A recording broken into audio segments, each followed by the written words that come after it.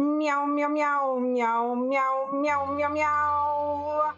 Greetings, friends and fans of Free Enterprise, and welcome to the fabulous Friday Possum and Cat Show. I'm Meggie the Cat, and I am joined tonight by our tracker Dubward, our restreamer Xenocat, and my co-host, the one and only Possum Morpheus. Possum, how are we doing tonight? Meow. Meow, meow. Meow. Amazing, amazing, and excellent, amazing. Yes, indeed. As everybody knows, cats are just domesticated possums. They're basically all the same. So, this fits. I love it. This is the show for me. This is the show for you folks. It's going to be a great time. And we have great runners, Blaze and Poidrac. We have the best hero, Edward, everybody's favorite. This is for you fans. You can't beat an Eddie start and an Eddie hero when we're on Sea Hero. You got everything taken care of if you run into an evil wall. You got a really good shot at getting a Thunderstruck if you find an Odin. I mean, what more could you possibly ask for with this Edward start, right? I mean, our runners could probably ask for a whole lot, but that's a them problem. From a viewership standpoint, I think we're in a good place. Absolutely. I think that Blaze and Poidrac here, two fantastic runners, have been around for a long time, are going to put on a fantastic show for us. And I am really excited to see what they do, and if we find a spoon to go with this Edward, maybe even an adamant armor to go with this Edward hero. I know a lot of people love that adamant spoon word when he comes online. Yeah, I know I am firmly entrenched in camp. Give Edward the goods when you come across him. Edward, in so many tournaments, doesn't even stand a chance, is kind of relegated to the bench, never to see the light of day. And just having the opportunity to let the Bard do Bard things is so fun in a tournament setting. So I do hope we get to see, if not a spoon, maybe a cool supersmith weapon for Eddie, a Loki's lute, an Apollo's harp, something like that. Throw an adamant armor on him and let him hit things. That's for sure. Those harps definitely should not be discounted if we can find an early legend sword and adamant rock to be able to forge with, because both of those harps definitely have value and are just as good, if not better, than the spoon in some situations. And it looks like we are just about ready to get started and see who our partner and starting item is going to be. Well, I know that Team 90 HP leaves a lot to be desired, but we do see a free set of guards, either Kaipo or Baron guards, giving a hook. With this team, I would be shocked if we start trying to clear any content of this seed without diving that hook. It's a chance at a gated character, either a Cecil or a Fu. Could even be someone like an Edge or a Sid to help get the party started. The TLDR on it is this party is bad to start with, and we need help. Absolutely. That hook starting item is absolutely I would think a lifeline for this group, because otherwise it's going to be a little bit rough to get this party started. We are running into Baron right away. On Blaze's side, we see one of the twins. I believe that was Palom, so that's going to be some nice power once we can get that Palom, but it might take a little bit to get through those fights in the Baron Inn spot before we can pick Palom up. Yeah, definitely that Palom will be helpful. But to your point, we got to get there. Now, Rydia, should she find a Sylph Orb, a Leviathan Orb, something that really gets her going, that could help get us get that Palom, maybe run Quake Leviathan and kind of just rely on AoE mages.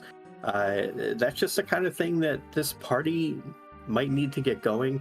Poidrac, meanwhile, just going to Dempsey and looting the basement, not finding anything particularly spicy for this team.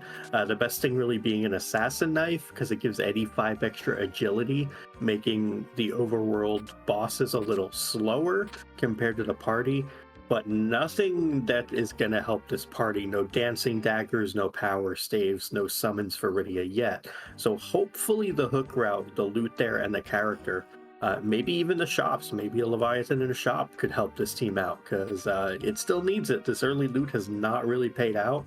That waterfall, though, we see a sparkle, but Poidrac doesn't want to stick around to see who the sparkle is. Could have been a wyvern with retreat. You never know. Yeah, interesting to reset out of that without actually waiting until the boss comes on screen to see which boss is potentially out of the pool there. But we may come back to that on Blaze's side, or we may figure that out as the seed progresses. Meanwhile, on Blaze's side, we do see a somewhat infrequent check on the front of Mount Hobbs as Rydia decides to melt the ice here with the bomb summon, which actually I think is not terrible for the very early game. Do you know the mechanics of this summon, Possum? Bomb is bad. Okay, never mind. Unfortunately. Don't listen to me then. We would have loved to see it be like Jin, which would be like a Shiva or Rama based thing, but Bomb is HP based and Rydia has no HP, and Oh, therefore it's just kind of bad. yep, okay. It's really a cool summon animation wise, and like it's pretty quick as far as the cast time, but overall it really ain't it.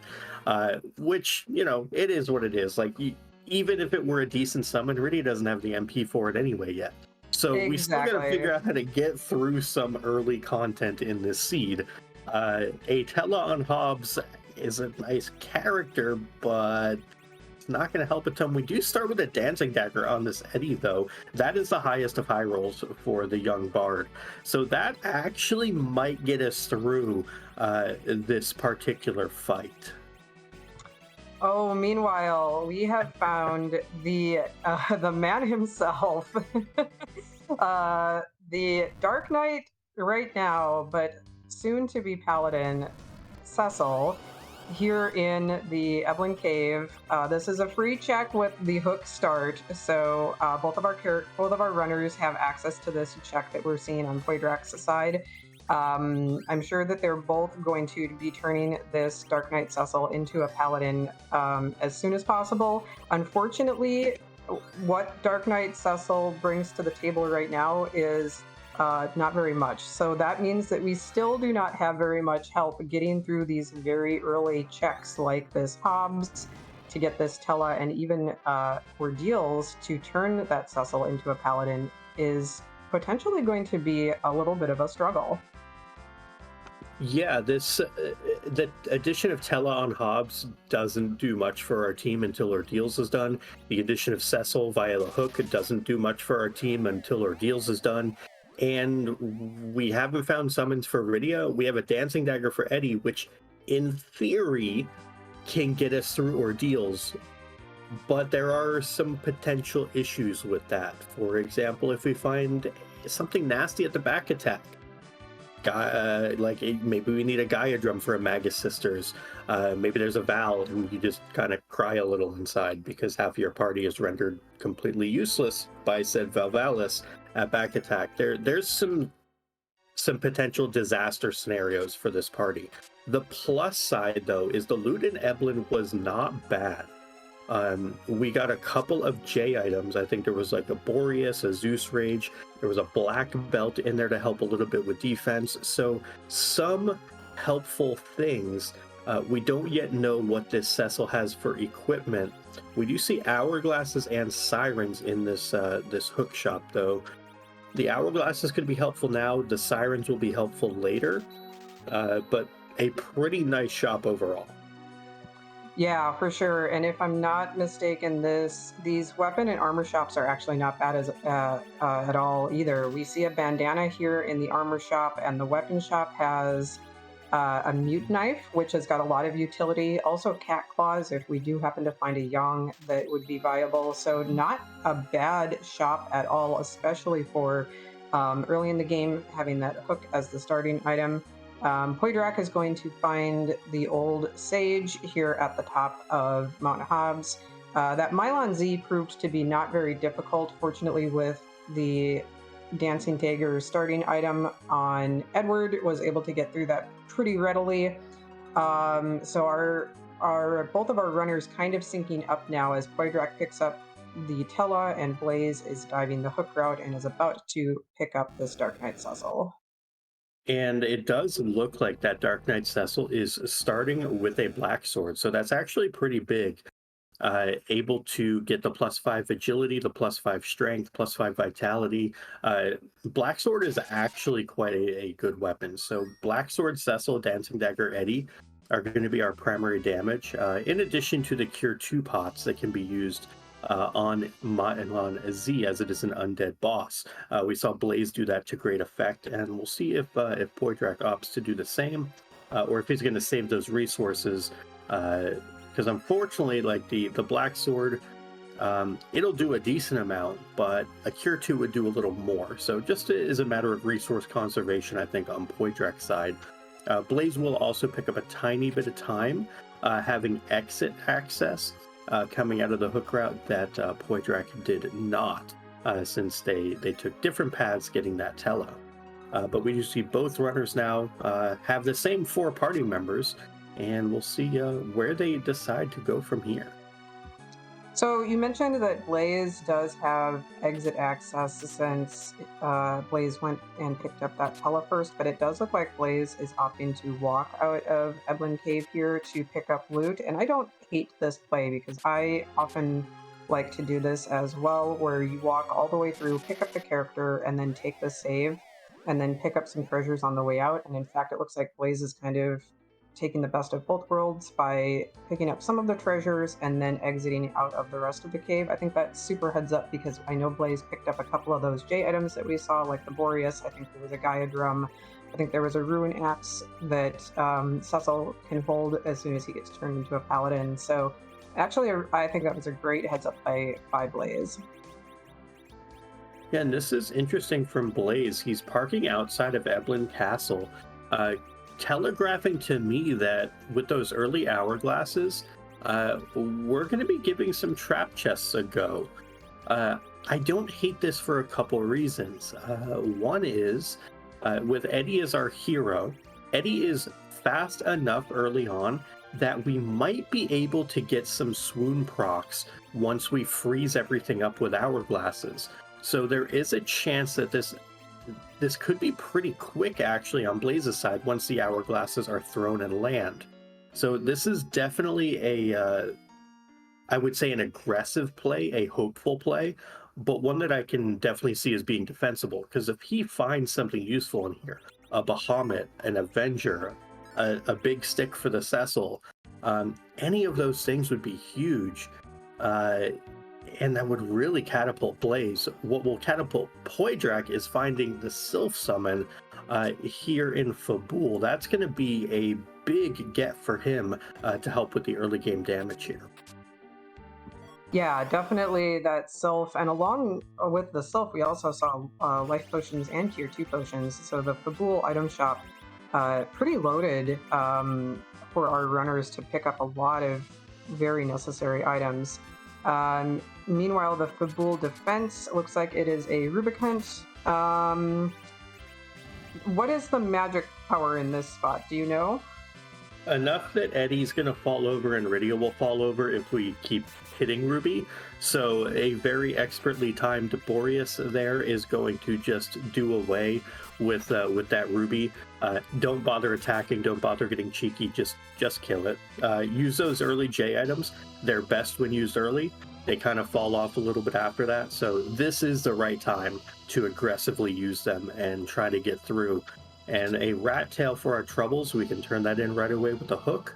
And meanwhile, Blaze was able to get a swoon proc on the Mad Ogres, but not multiple, it looks like. So the Hourglass was able to kind of stop time somewhat appropriately. So not as fast as it could have been, but still going through fairly fast. And Mute Knife on Eddie actually doing a lot of work here with the quad damage to the Ogres.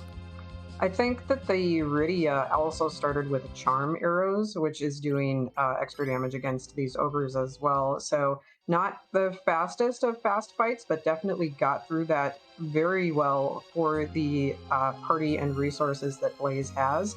And pulling out, just like you said, Possum, that Avenger, one of the big sticks that we are looking for Cecil once we turn him into a paladin. Yeah, and I think Blaze is content getting some levels there to just make the rest of things easier. It looks like he's actually going back in, but that Avenger is huge. Now, I think that with a Cecil online pre-hook, especially if a Magma Key doesn't show up, I have to imagine that Poidrac will be doing this as well. Because of the waiting, the way that T Wildish works with trap chests in Eblan, they are, for lack of a better term, kind of overtuned. There's somewhere like a 35-38% chance that you can get through get a tier 8 from any of these boxes. So tier 7, tier 8 are very common to pick up here. Interestingly enough, we saw Blaze come across the Staleman Skull chest and reset, and also comes across the Black Hat Lamia chest and reset. So it doesn't look like he's actually looking for the boxes yet. While Poidrac does show us an apple comes out of Antlion Cave and going to carry on. Yeah, it looks like Blaze is just wanting to loot out the rest of Eblan here. Ooh, pulls, wow, a hero in robe and a samurai bow out of Eblan Castle here. So that Rydia, if we want to turn her into, if we have those charm arrows, so we can turn her into an archer now, and she'll do somewhat decent damage until Blaze gets that Sylph summon at least. Yeah, and that will definitely prove to be pretty valuable. Any bit of early power will absolutely help the team. What will not help the team is a Luca key coming from the Rat Tail. Sealed Cave is not an objective. Warp is on, so not gonna be a ton of useful team chemistry or useful items or anything really positive that's going to come out of that Sealed Cave, Luca key from the Rat Tail. Yeah, the only real use that would come out of that would be if we have a sneaky boss. We do have both Golbez and the Fabul Gauntlet as objective bosses, and of course our D-Mist could potentially hold a key item. So there's up to 3 bosses that we might be looking for. So, and of course there is a boss at the end of the Sealed Cave. So if there is a sneaky boss sitting there holding something important or being an objective, that could be about the only reason or way that Luca key, it does count as a key item too, for purposes of getting closer to 10 key items for double XP. Yeah, definitely. And with a team like this, where you have an Edward, a Rydia, a Cecil, the extra XP could definitely come in handy if we don't find a Crystal Sword, an Excalibur, or something like that. Avenger is arguably better early on. Probably the best single item you can find early on once Cecil is a Paladin. But it will fall off come the late game, and levels will really kind of fill that gap.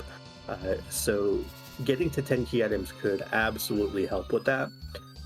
Meanwhile, Poidrac on his way up ordeals is now taking on Mylon and friends. Mylon talking about his body, or Mylon's body. Not sure what Mylon identifies as, but I can relate to the oh my body. As we get older, man, oh man, it's like, yeah. Oh my body indeed. It's like every morning. Right. Right. It's like every morning, right? I feel you.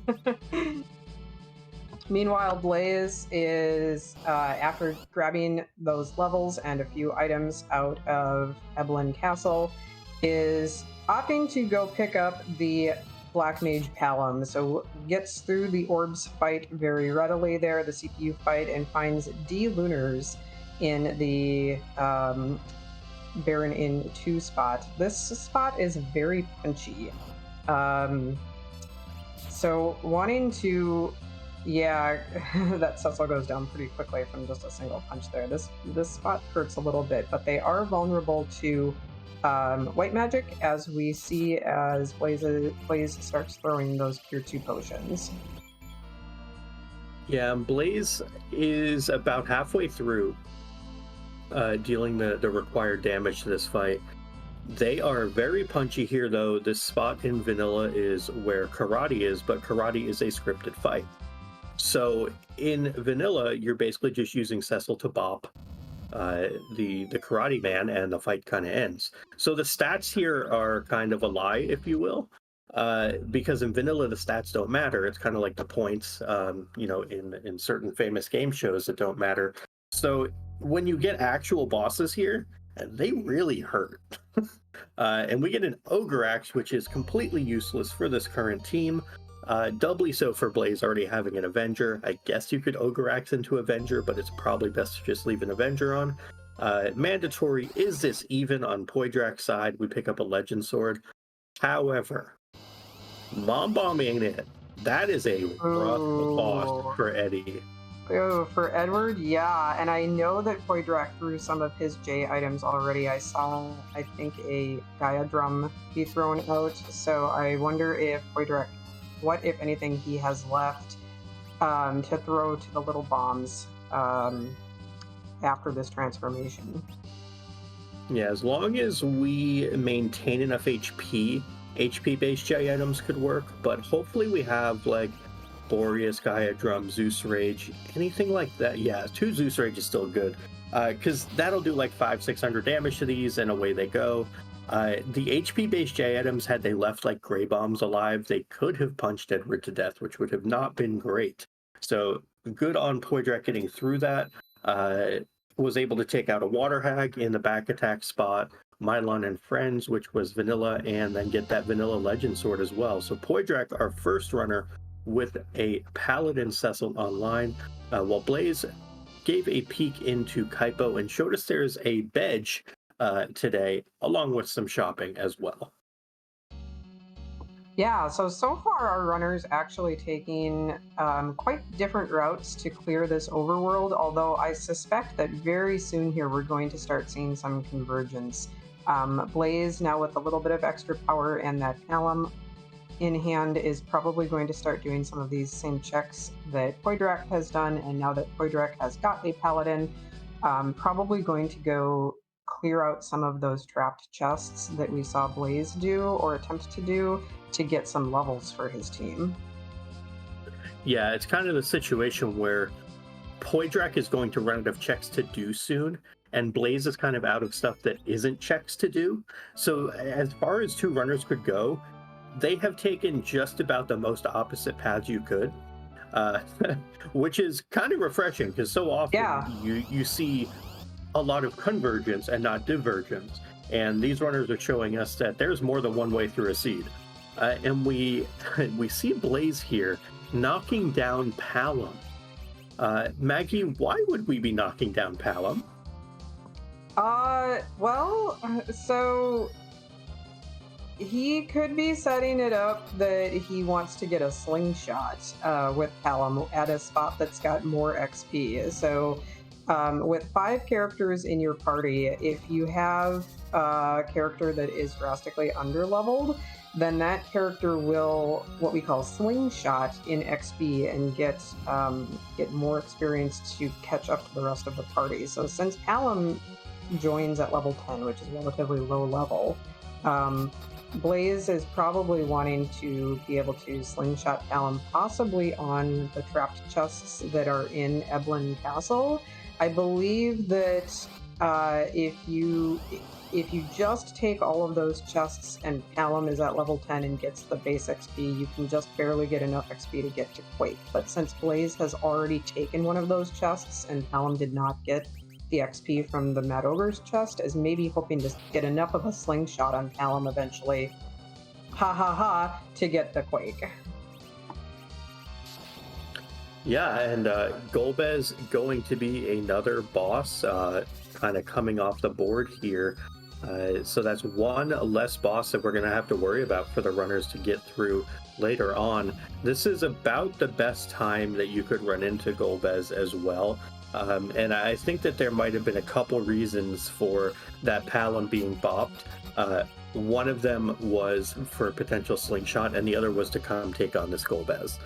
So it's kind of interesting, Blaze setting up multiple things in one fight. What I feel like is very technically advanced, like thinking a couple steps ahead, that a lot of folks might not do. So we see here that for Blaze, Eddie gets eaten. Rydia is going to be rocking here. Tell is also going to be rocking. The magic here is higher than you'd like. So I think Blaze is going to try to get through this without a Star Veil. But this might prove a little spooky. Or we can just one-shot it and carry on because Rydia's got a heroine robe from Eblan Castle. Yeah, heroine robe, samurai bow. Rydia takes out that laughing Golbez and ticks off the first objective for Blaze. So it'll be interesting to see if and when Poidrac finds that, since that was in the demist location, which is not a required spot at all. It is just a spot that you would check to look for one of those bosses. And runners of this caliber, for sure, of Blaze and Poidrac's experience, know that that is a spot to check, but it's also very easy to just forget and get caught up, especially with everything else that's going on in this seed. It's very easy to think you did it, or think that you're going to do it after this next check, and then just put it off and you never do it. I've never done that before, by the way.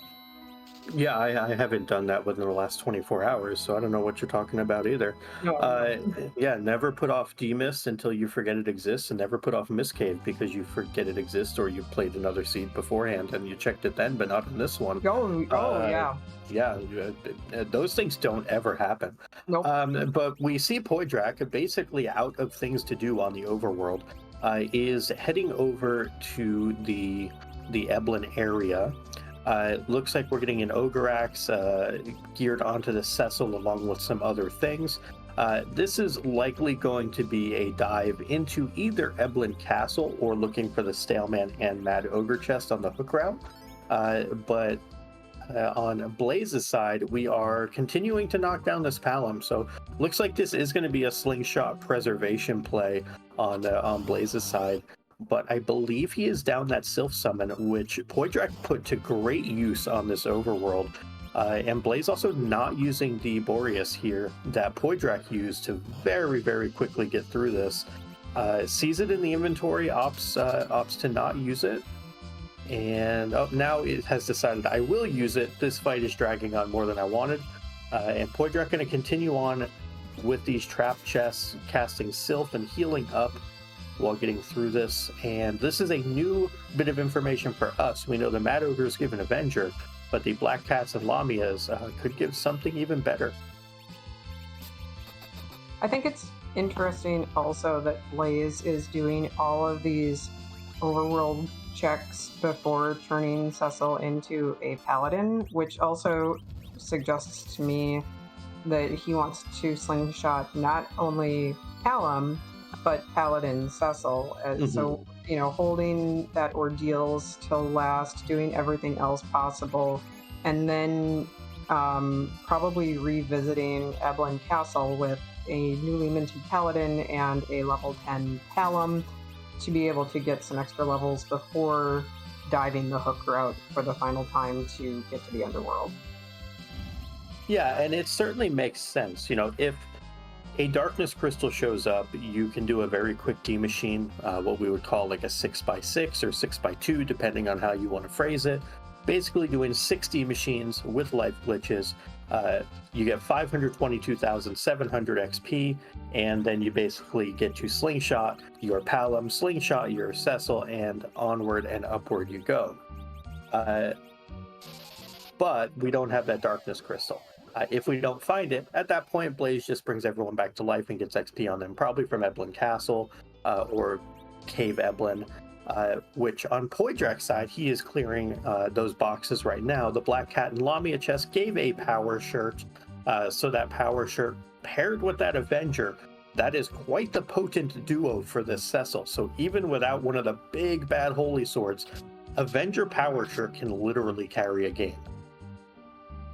And even right now, Poidrac has got the Ogre Axe on Cecil, so Cecil is going to make very quick work of the Mad Ogre's chest when Poidrac comes across it.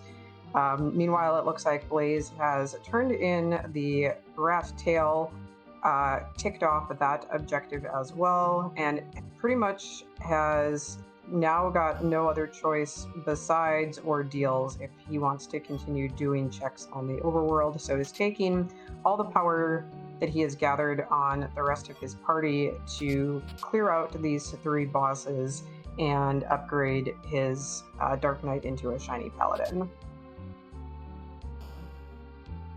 Yeah, and on Blaze's side, going to see this little bit of vanilla that's been so pleasantly rolled by Xenocat in conjunction with Racebot.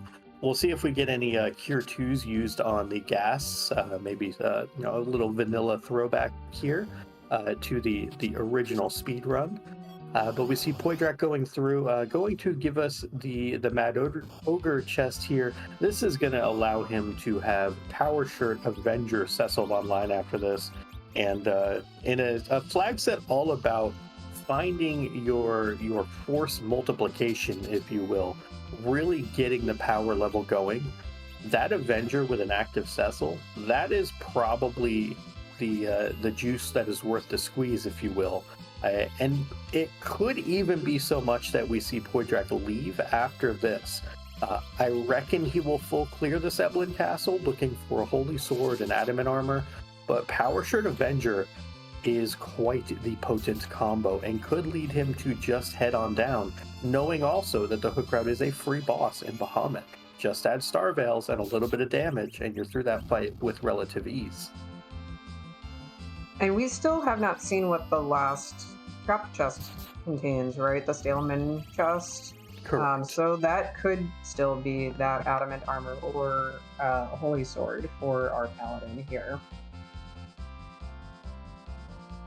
So Poidrac gets through that, picks up the Avenger, very happy to see that. Meanwhile, Blaze very neatly takes care of Mylon and friends. The next boss here, I believe, was the back attack Water Hag. Kind of hate to see Water Hag in a place like this, just because you would rather see it like somewhere on the moon or maybe in the March locations. But this is at least going to be a free fight for Blaze. And he will very shortly then have both Tella and Cecil coming online. So we see very different paths, but runners kind of coming to the same conclusion at very similar times here. Yeah, I will also add on to that about the Water Hag, as much as you hate to see it. When you see that blue rope pop up at the back attack spot, as much as you hate seeing a free boss, you hate seeing the gauntlet here more. If you're a runner. So that's very true. Runners, yeah, for our runners, this is a huge relief. As much as you want to find that boss and check that objective off, you don't want it to be here with this party. That's very true. And it does also give you the information then that if you see a blue robe, somewhere at like top of Tower of Babel on your way down from the Hook Route, then you know what it is because you've already taken Water Hag off the board. Yeah.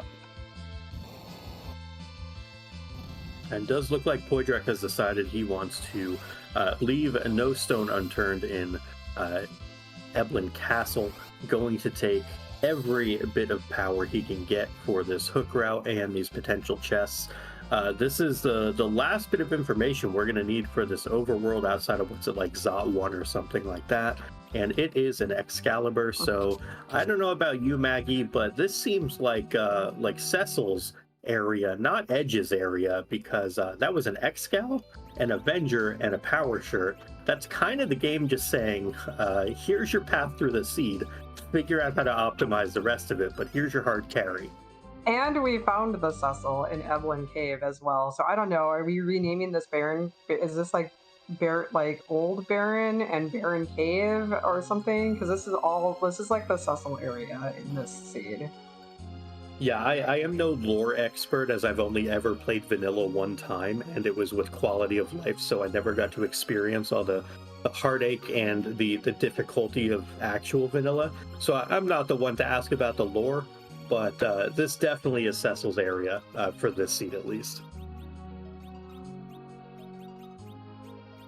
But Blaze gets through the Mom Bomb as well. Both runners making great use of their J items. What could be a very spooky boss handled easily. I think Blaze is up a Golbez, Poidrac is up 2 Trap Chests in Eblan. So I think Poidrac has a little bit of a lead at the moment, but that Golbez looms large because I do not know if Poidrac peaked that Mist Cave boss yet, if he even knows that the Golbez is there. I don't think he did. I know Poidrac peaked that waterfall boss and saw the sparkle, although didn't stay long enough in the fight to see which sparkle. But I don't think Poidrac saw the Golbez, and I don't think Blaze has seen the sparkle in the waterfall. Yeah, that could be, and I would hate if it were, but that could be a deciding factor of this race. If that Golbez just, stays out there in the wild for Poidrac, it could drive some of his decisions, quite a bit down the road, whereas Blaze would have a much cleaner route through as far as his decisions would be concerned, not needing an extra boss. Also worth noting, Poidrac is saying, Staleman chest in Cave Eblana, I'm good. Mad Ogre chest in Upper Babel, I'm good. Has decided that those trap chests he got out of Eblan were enough and that he does not need to play ball with the rest of these. The Black Cats, they're still jerks after all these years. They decided they were going to bluster this poor Cecil, and that Cecil fell over. And I'm glad for our runners that they took fights, because Baigan is terrible at this hook one spot. Oh dear. Baigan tends to be pretty terrible wherever you find him, but this is a particularly awful spot. This spot is really fast and really punchy, and you can see, like, I glanced over at Blaze's side, and then I glanced back over at Poidrac's side, and I was like, wow, this is very unfortunate for Poidrac. But Yeah. that's Cecil doing good damage, but I don't know that Cecil can solo through this. Yeah, that's gonna be an unfortunate reset, but that'll give Poidrac a chance to maybe regroup and think about what he is going to have to do and adjust to get through that fight. That spot doesn't have a ton of HP, but it's fast. Yeah, I think that spot has, I know it has 6,000 health. I think it has 30, it's either 31 or 38 agility. I can never remember between hook 1 and hook 2.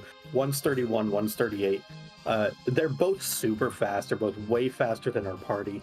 No one's found a curse ring for this Edward either. So we're kind of fighting a very uphill battle here. Basically, Cecil going in the middle now. We have everyone alive. We're going in with just the Avenger straight up on. Not even going to worry about the swap and just try to knock out maybe some arms. This is also where having Quake, if Palom could live, would be super helpful. If we would have found something useful for Rydia, Sylpha's going to have to do it.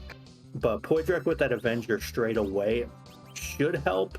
We just need people to not fall over now. Rydia has fallen over. Edward has fallen over. Palom just took 1,300 damage because Baigan's a jerk. But let's see if we can get there with the Avenger. We get a blink off with Tella, which is about the last thing you'd expect to be able to do in this fight. But maybe that's going to be enough, as the targeting is cooperating quite a bit here. But we are going to need those arms to be whacked again, because the regeneration is not Poidrac's friend here. Targeting is a bit rough. And we'll see if there's enough actions for Poidrac to get through this. Every time the arms come off, there is a brief reprieve. But now the arms are back, and this is scary. This is a very inadvertent arm grind that Poidrac is really wishing that Cecil would not take. Oh man. And the hit point run out text. Oh. The HP ran out troll from Baigan on top of everything else is just really unfortunate for Poidrac. You can't really phrase it any better than that. That's just Baigan being like extra rude on top of everything else, like as if Baigan isn't rude enough. That's just Baigan like pouring salt on the wound at that point. But I will say also, this is kind of an interesting spot for the runners, because on Poidrac's side, there is some consideration that you could have just tried to YOLO this hook route. That it could have been, let's get underground, let's go as quick as possible, let's just, get everything handled with this Bahamut. Well, this Baigen says no to that. But we do have Moonveils. Cecil has decided to throw up a Moonveil here. So that's going to get Poidrac through the fight, I believe. I don't think the arms have enough HP to kill Cecil if they were to both explode on him as the sole remaining party member. It would be close, but we should be through now, as those explodes would be the only possible way for this fight to go sideways now for Poidrac. Yeah, so those Moonveils definitely helpful in a fight like this. They provide the barrier status, which not only gives the character the wall status, so blocks spells. Oh no.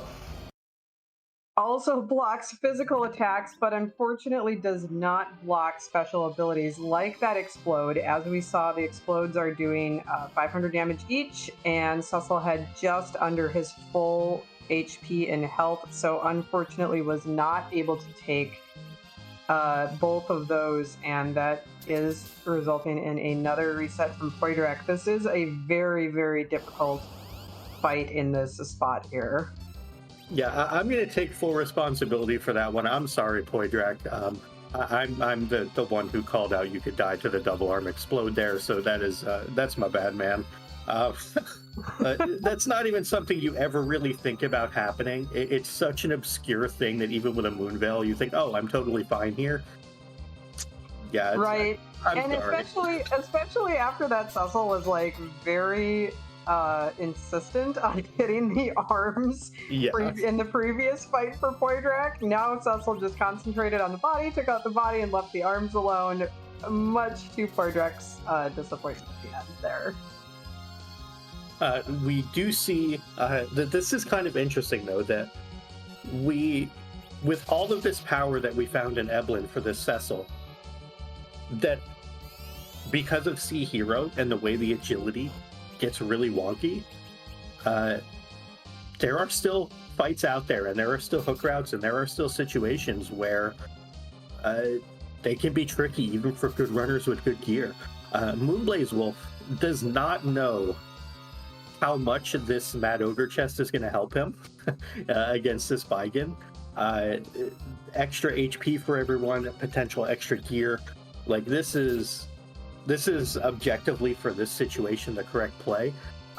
And for Blaze, it's going to be great. For Poidrac, he is going to get through here. The body is down, one of the arms are down, so fourth time's the charm, fifth time's the charm. I don't know.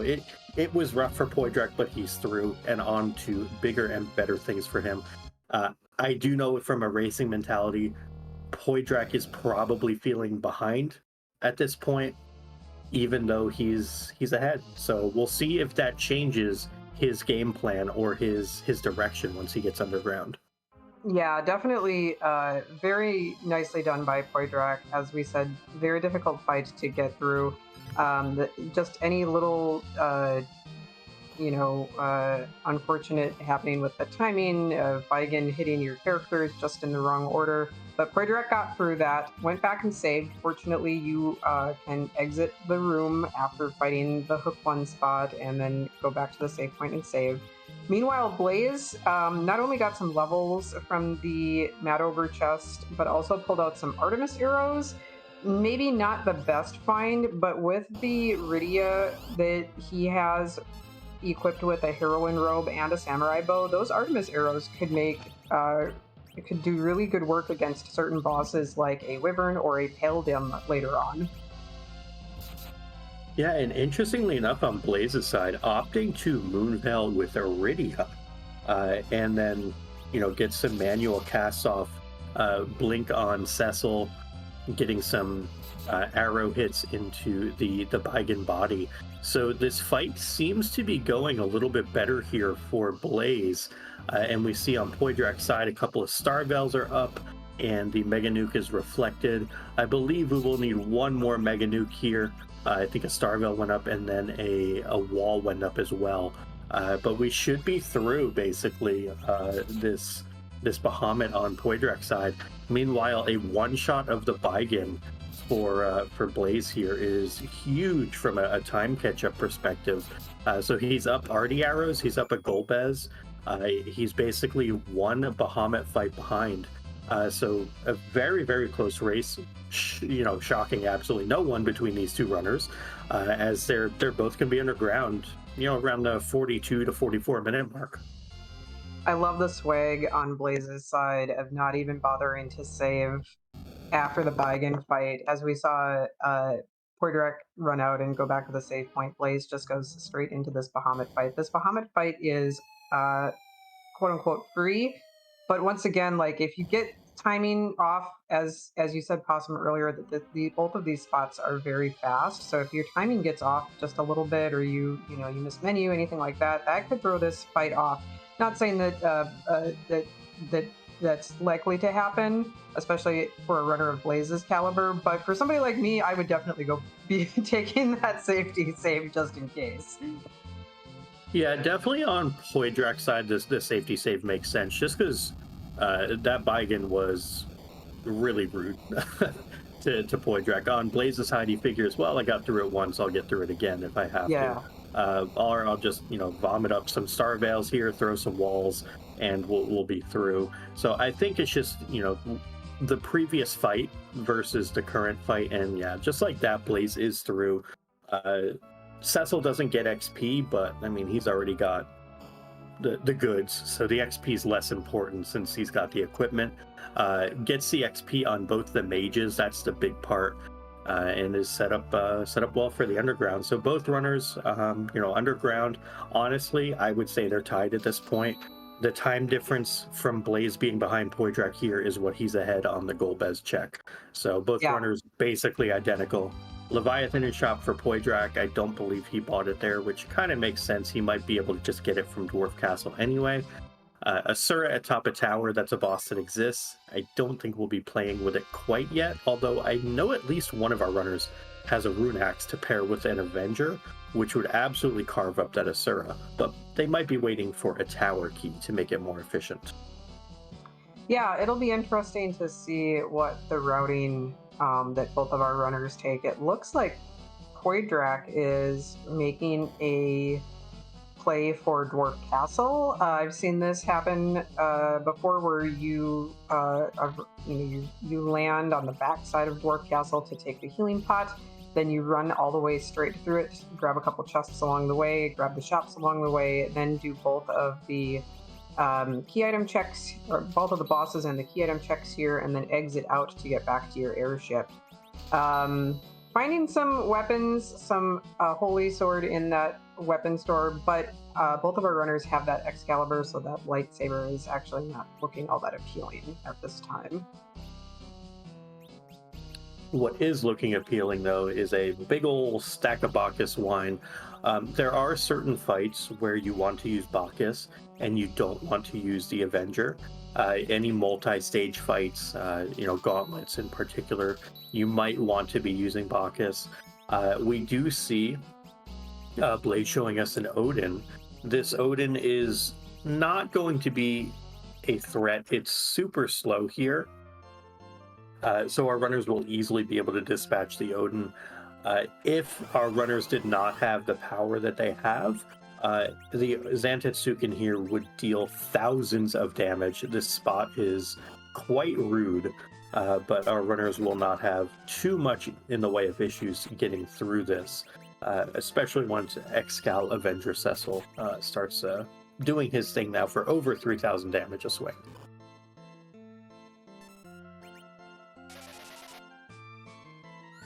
Yeah, so it actually looks like both of our runners opting to take this Dwarf Castle checks, both bosses and checks here. This is going to be two bosses. So for Poidrac, who does not have Golbez, looking for both Golbez and the Fabul Gauntlet, as well as the Demist. And then another character check. Which character are you hoping to see here, Possum? Like, who would be your ideal in this spot? Long-term Rosa, short-term Fusoya. Those would be the two that I would want. Already knowing that, well, here's our gauntlet. Already knowing that Edge is in bed, that would have been another option. But yeah, this Rosa is perfect. This is exactly what you want to see. Can't get rid of Eddie here because he's the hero. Tella does make a fair bit of sense because Iridia can be our warp caster. And Tella's time to shine, we can always go pick him back up again anyway. But I think this Rosa has to have been at the top of our runners list or near the top of the list as someone you would want. And now it's just a matter of, can we keep everybody alive through this gauntlet? Because this is kind of an annoying place for the gauntlet. And especially on Blaze's side, Palom is not alive. And not alive is bad when that's your AoE for a gauntlet. Yeah, this is definitely not the worst spot to find a gauntlet, but it is a little bit annoying. You've got your brand new character who's only, in this case, Rosa, I think starts at level 10. She's not, you don't get a chance to equip her, so she's not bringing a whole lot to this fight. And I know on Blaze's side, and I think on Poidrac's side as well, they have their Rydia equipped with a heroine robe. So her magic stat is nerfed a little bit thanks to that heroine robe. She's got a bow on, and so she's doing pretty good damage with the bow. But you want that magic like we see on Blaze casting virus with Palom to be able to take out these multiple big groups of enemies. Yeah, it definitely makes sense from an efficiency standpoint there, and I do love how both runners had to take an extra second to think. They're like, yes, we want this Rosa, but who do we want to get rid of? And you can tell, a lot of folks would just snap get rid of Tella. But these are both runners that understand that Tella has a ton of versatility and value. And they were both hesitant to immediately just yeet the Tella, which is kind of interesting to me. It means that they value him for the blink. Exit is on Cecil now, Warp is on Rydia, but Tella's over our utility. Plus, if a Darkness Crystal shows up, we're still only at 4 key items. We're not exactly super close to 10, so it's still not out of the question that a D-Machine grind could still happen. And so for these runners, that's a very tough choice to have to make as to, how they want to go about their character composition, what they want their party to look like. Long-term, Rosa is 100% part of this party. That's always going to be the case. But right now, Tella might actually be better than that Rosa. It's a pretty weird dynamic to bring that up and say that. Yeah, a lot of good spells that you mentioned. The other one that I particularly like on Tella is Weak. And as you said, if you find a Darkness Crystal pretty quickly here and you start clearing stuff out on the moon, if you get any bosses that don't have the boss bit, that Weak can help quite a bit with those high hit point boss spots. It can even help if you decide to maybe do like a gold dragon fight or two on the moon, or the like the hairdryer's chest or a prepped chest, just to get a little bit of extra XP as well.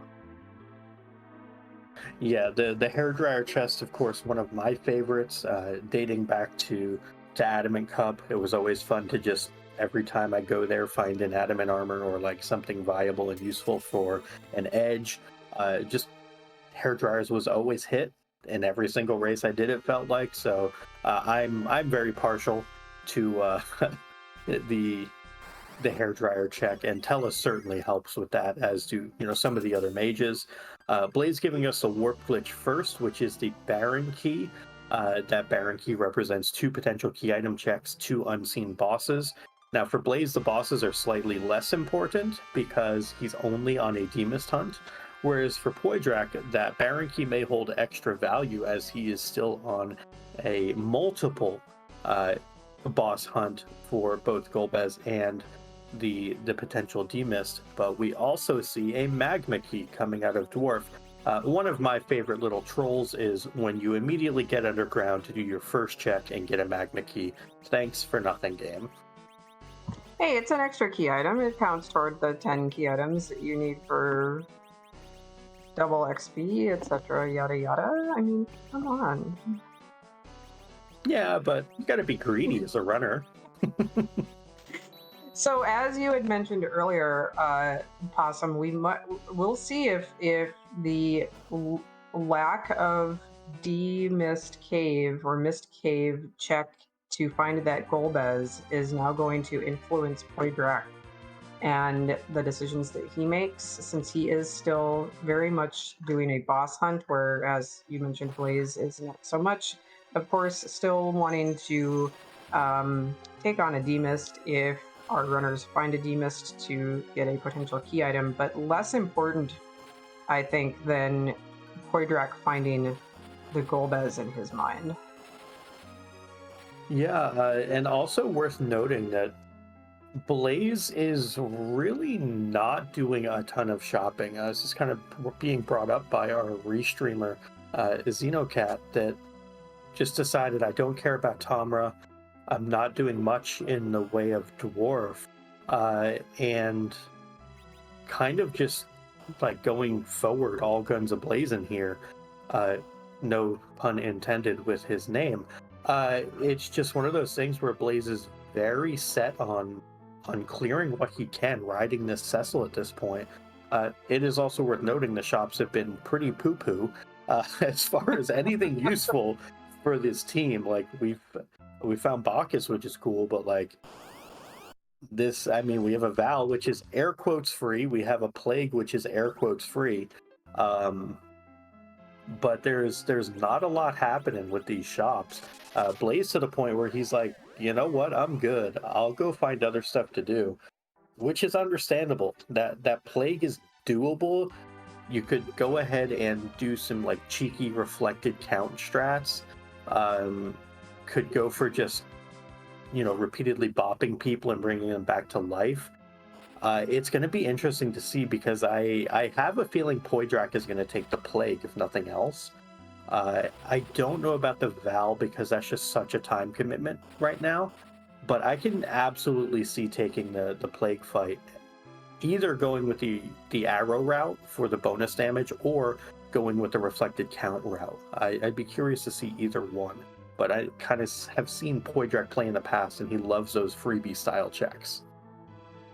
So on Blaze's side, if Blaze decides to fade those Feymarch bosses, at least for now, we see Blaze setting up the Sheila 1 check, but I think after Sheila 1, he's got the Baron key. I was going to say the only other place he has is the top of Tower of Babel, but we do have a Baron key in hand now that also opens up the 2 more checks on the overworld here. Yeah, and a little surprising to me, Poidrac says, give me the tough stuff first, and is heading straight in to fight this Val. It is an air quote free fight. It is simply a matter of time. And how valuable is the time? That is the worst possible punch. Rosa had a blink queued up on herself, and Val said thanks, but no thanks. We're gonna make this take a little bit more time just to drag this out for you. So that's not the way you want to start the fight. But I have no doubts that Poidrac can get through this. We're just going to be able to see Blaze do like 3 or 4 checks potentially, or maybe even like all of Baron Castle, or at least a couple fights if he chooses to go to Baron, or wherever he opts to go. There's a lot that he can cover ground-wise while this Val is happening, where if you were to come back later for this Val, it could absolutely go a lot faster. So it's simply a can I versus should I fight. Poidrac has said both, can I and should I? The answer is yes, whereas Blaze had said, can I, yes, should I, no. So differing mindsets on the Feymarch for our runners. So interestingly enough, we were commenting on Blaze's lack of shopping, but Blaze did go back to the Eblan Cave shop and picked up a stack of sirens. And now, having done the Sheila 1 check, also has a darkness crystal in hand. So I am now curious if Blaze is going to take those sirens and maybe do a quick grind on eggs, or even somewhere up on the moon, take a couple of the King Ryus or even Warlocks, something, and then decide to clear out everything on the moon. Yeah, it's very interesting that Sheila 1 gave a freebie Darkness Crystal. It means that the path just narrowed quite a bit on Poidrac's side. There's a bit of a fear here that Poidrac may be also making this decision because he feels like I wiped 4 times to Baigen, I need to do something spicy, when in reality our runners are neck and neck. Blaze doing the freebie, deciding, hey, you know what, I have these sirens, I have the Darkness Crystal now, let me prepare to go to the moon. On Blaze's side, he has two, on both runners, they have 2 Darkness Crystal objectives, the Vanilla Ribbon Room and the White Spear Altar. If the Twin Harp or the Adamant Rock is behind either of those checks, that's just plain go mode. And you could be looking at a sub 10 key item finish for our runners. That's how quickly this seed has the potential to advance after what was a, save for Cecil, a rough overworld and kind of a mean hook route with that Baigen.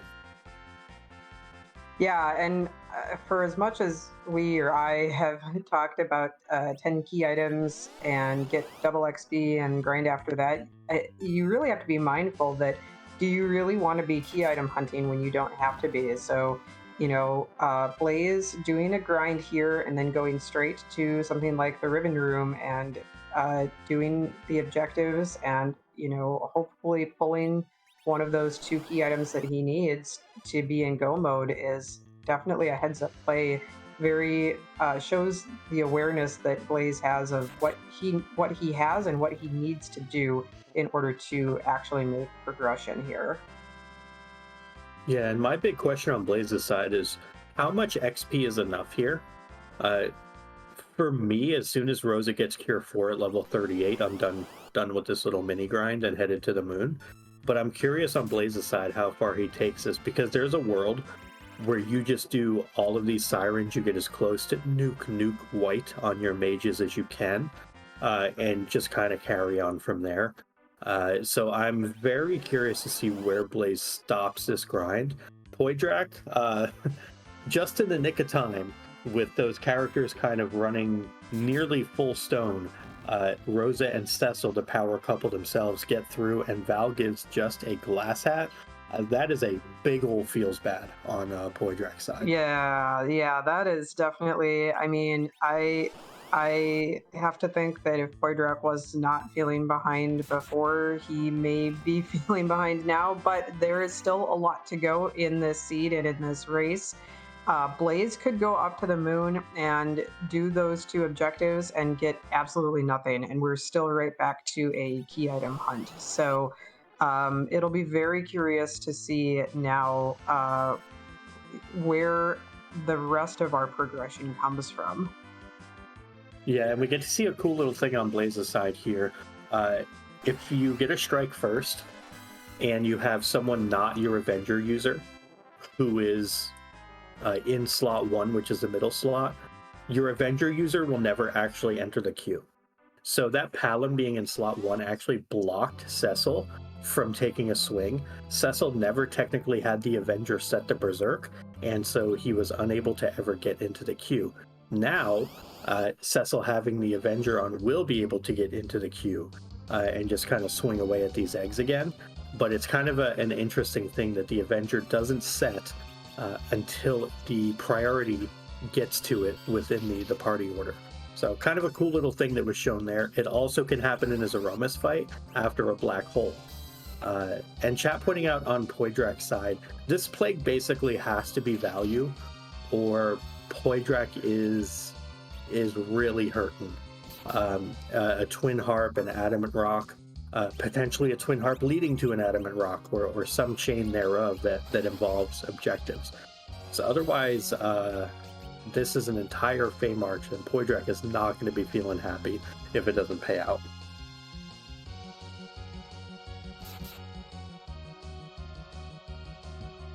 Yeah, so if you're Poidrac and you finish this and it ends up being, let's say it's even the adamant, so you get an objective, but you don't actually open up any other progression. What's your next move after this? I think it's Keyless Tower. I think at that point you just have to make every awkward, weird, strange play and just hope something works and be willing to lose by half an hour to potentially win by 2 minutes at this point. Yeah, I think Poidrac is also very much so keen enough as a runner to realize that. And it would not surprise me at all to see him just kind of make what would seem like very odd off the wall checks because he understands that fundamental principle of 1v1 racing that if he then goes and does all of the air quote, you know, meta plays or meta checks at this point, it just ain't gonna work. But that is the twin harp for Poidrac. That is huge. And that is something that Blaze is not going to get back to for a long time. So if the Adamant Rock is not readily available for Blaze, Poidrac's got a way back in this now. This race just got a little more interesting again. yeah, that's just about the ultimate value for Poidrac because for all Poidrac knows, that could be Golbez. It could still be Demist that has something. It could be the Adamant Rock. It could be Demist with the Adamant Rock. It could be all sorts of things. It is at the very least a objective that Poidrac is going to be able to check off that Blaze will not have checked off. So that is going to tie our runners up in just a few minutes here as far as number of objectives completed and also really knowledge because Blaze obviously knows and has completed that the Golbez is in the Mist Cave, and Poidrac now knows and has the Twin Harp in hand and will have completed that. Whereas the opposite is not true. Blaze does not know where that Twin Harp is, and Poidrac does not know where that Golbez is, and they're both on very different tracks of potentially not finding the one objective that their opponent has. Yeah, and this is definitely a time of the race where the runners are going to start to get a little nervy about like, well, we have checks out there and we're kind of getting close to, I guess, what you would call a lack of alternatives. But one thing that I would like to make sure of as Poidrac is doing some looting here in Miss Cave in Cave Magnes, which is interesting. Make sure you give our runners a follow. Poidrac and Blaze putting on one heck of a show for you. Two wonderful, wonderful, long-standing members of the community who have always put on fantastic races and do so much behind the scenes as well. Make sure you also give Maggie the Cat a follow, my co-commentator today. Xenocat, who has put on a fantastic restream and given us a great seed here, and Dubword doing what is the hardest job, Maggie, as you well know, having tracked a 4-person race by yourself last night. Make sure to give our tracker Dubword a follow as well, as we are about to get some music and we're about to get some information who's on the moon. It is just a cane, and I can't imagine a world where Blaze is going to take that cane. I love to see a Moony Dragoon, but yeah, I can't see Blaze after just grinding everybody else up taking that Dragoon. By the way, as we are getting ready to go into music, also please be sure to follow my wonderful co-commentator Possum Morpheus here.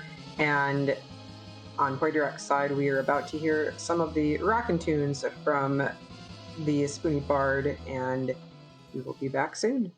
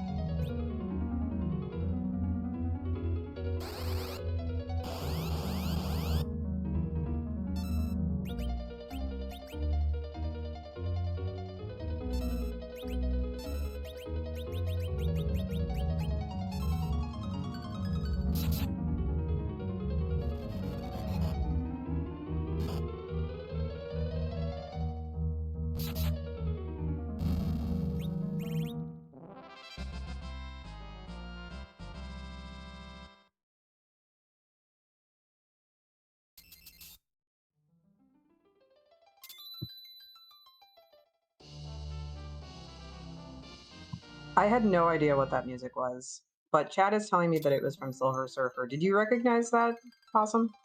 Yeah, because chat said what it was. Oh, that makes a lot of sense. We get a Yeah. package. We get a package from Cave Magnus. That is not any kind of progression, but it is the third objective ticked off for Poidrac, and I'm sure he is very happy to have that completed. And meanwhile, we are about to see what is at the bottom of the lunar subterrane on Blaze's side. Yeah, and I'm curious on Poidrac's side, now that we see a free Karate Man, does that package drive Poidrac to check the Mist Cave? The answer was no. I was thinking maybe a package will get him to go there. It didn't. Unlucky, I suppose. However, Baron Key, which we kind of forgot about in all the hubbub, Baron also being skipped by Blaze. So it makes sense in his position. He's got two objectives on the moon and wants to go fight them. And there's an apple. That is not what Blaze was looking for, but it is an extra objective. If the Adamant Rock is in Baron, it's still going to be a long time before Blaze gets back to Baron as well. So Poidrac having that harp, should he ever stumble across this Golbez, Golbez, Adamant Rock, maybe even misses out on the Golbez, but finds Adamant Rock and does the Sheila 1 check to get the Darkness Crystal, could find an alternate go mode that doesn't involve the Golbez fight. Meanwhile, Blaze finds the Dark Imps here up in the Ribbon Room. This is a nice fight to get a lot of XP off of, even not quite on 10 key items, because these Dark Imps are all worth about 33,000 XP apiece. So a couple of life glitches thrown out there, and we'll be in a good way. Or are we going for stone or weak? Either way, this is a good fight for Blaze to pick up some XP on. Yeah, for sure. And of course, making good use of the J items by using an hourglass to stop them. They are hitting pretty hard. As we can see, they dropped both Edward and Callum before that hourglass actually took effect. But it's all right that Edward is taking a nap, since as the hero, Edward is going to get XP either way, and brought Callum back up to be able to do these weeks and get enough XP, hopefully to get... I don't think Callum has nuke yet, so hopefully this will push Blaze pretty close to getting those final spells for their mages here. Yeah, Rosa learning Holy, Medio for Palom, not quite, all the way to nuke, but getting there. And that is a Sand Ruby and a Lightsaber. There's almost no chance we're picking up Edge at this point, so the Sand Ruby's kind of dead.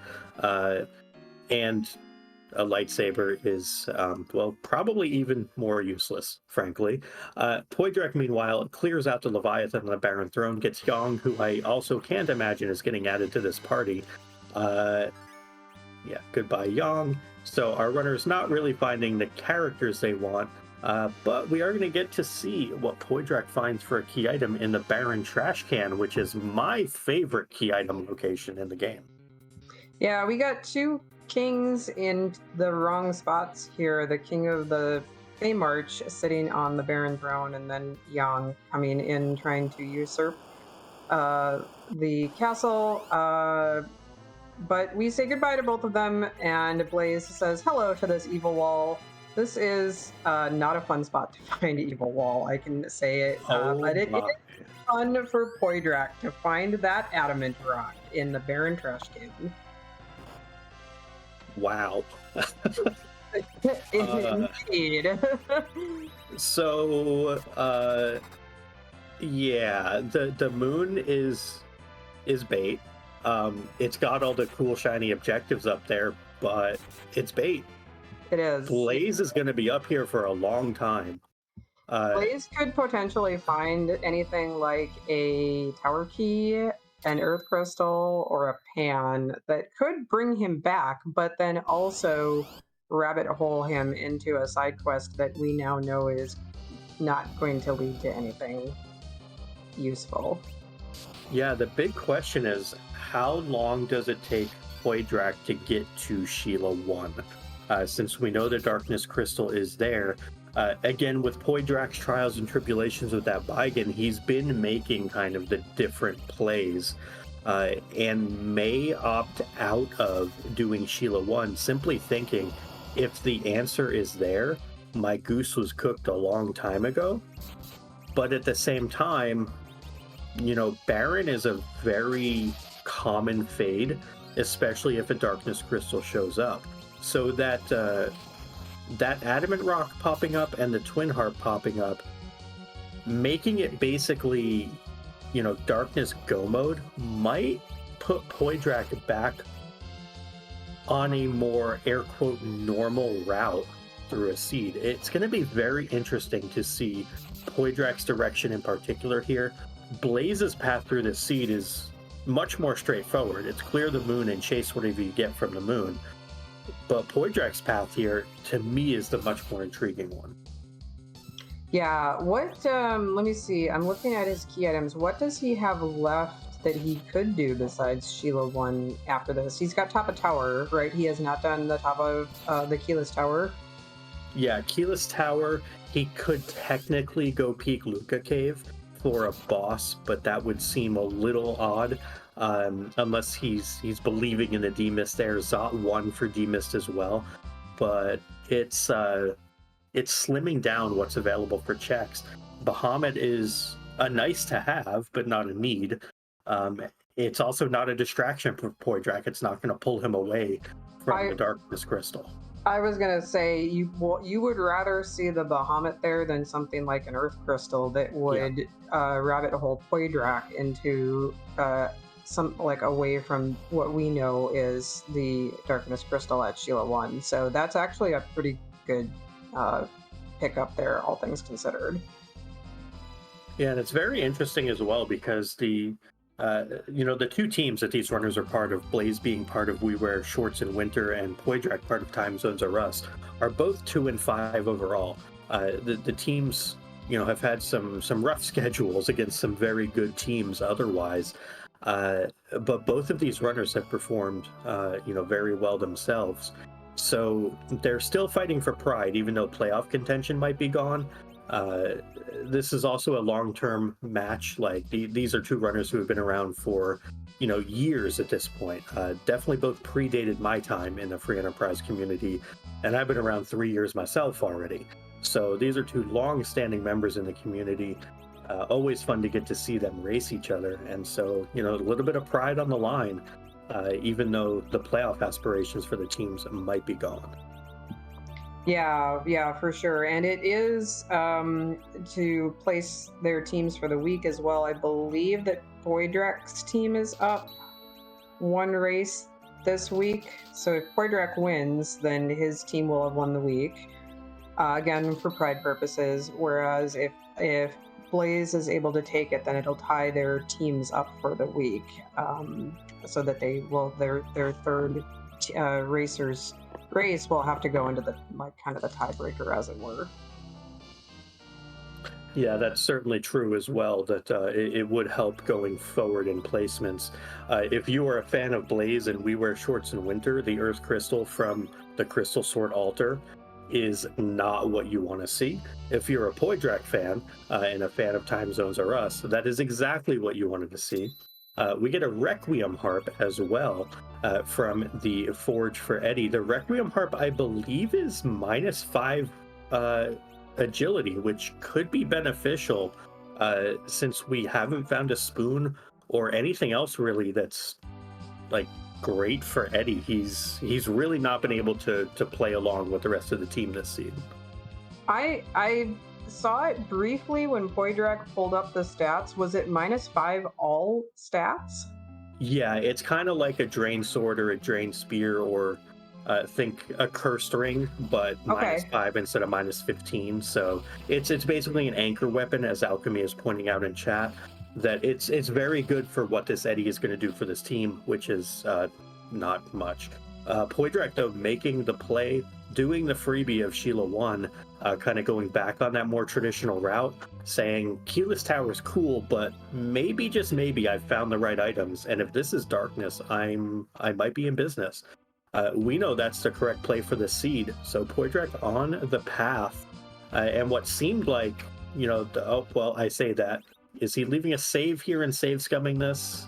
He is. Okay, so Yeah. setting up a save scum. That was a little spooky there for a second. That could have been a very long divergence if he decided to go all the way up to the tower, but that's actually a very heads up play. So saving there outside the tower so that in case this Sheila 1 turns out to be nothing or nothing of value at least, then he can reset, and his reset will leave him right outside the tower, which is his next and I believe final check that he can do with the items that he has available. So he knows that either this check that he's about to do or that top of tower where he's got the save set up has to be, has to be some kind of progress. If it's not the darkness crystal itself, it has to be something that leads into the darkness crystal. And we know, and he now knows, of course, that it was the darkness crystal here with Sheila having the goods.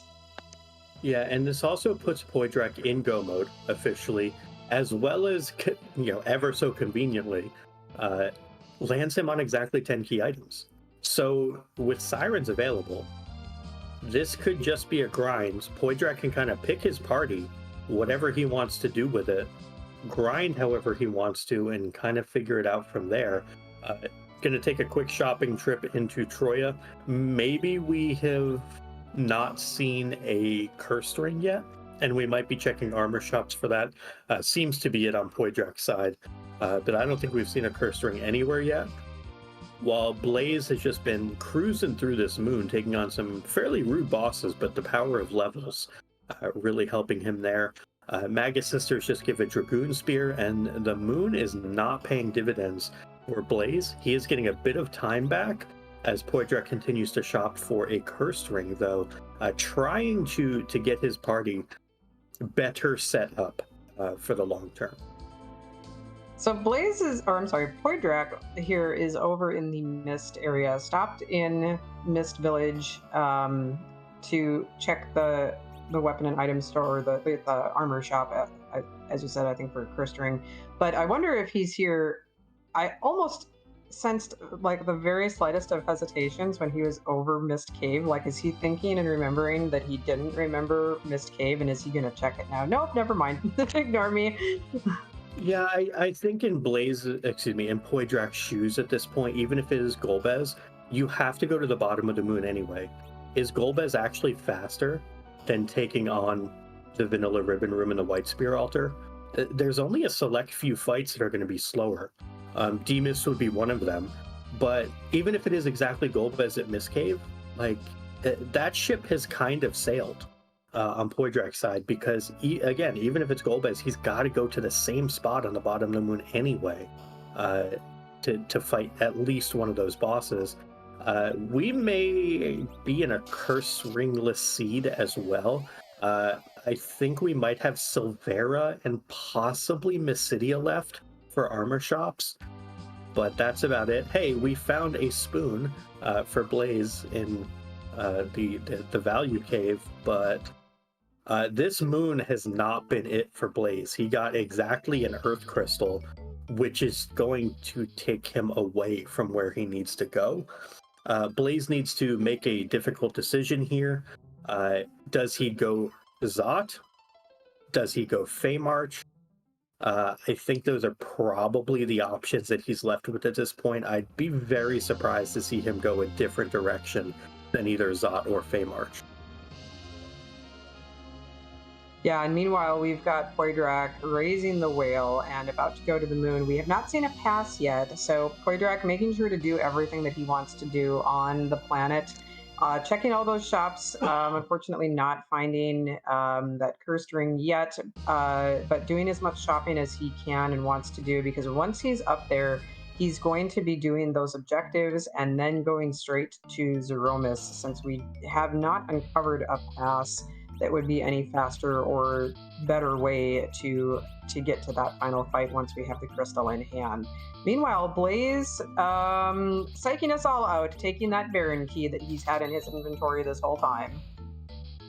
Yeah, taking that Baron key. I can see this working as well, because Blaze is also in key item hunt mode, and Baron gives 2 key item checks. So he could go Fey March. Val is still a slow fight even at these levels. He could go Baron, which is slightly less slow, I would reckon.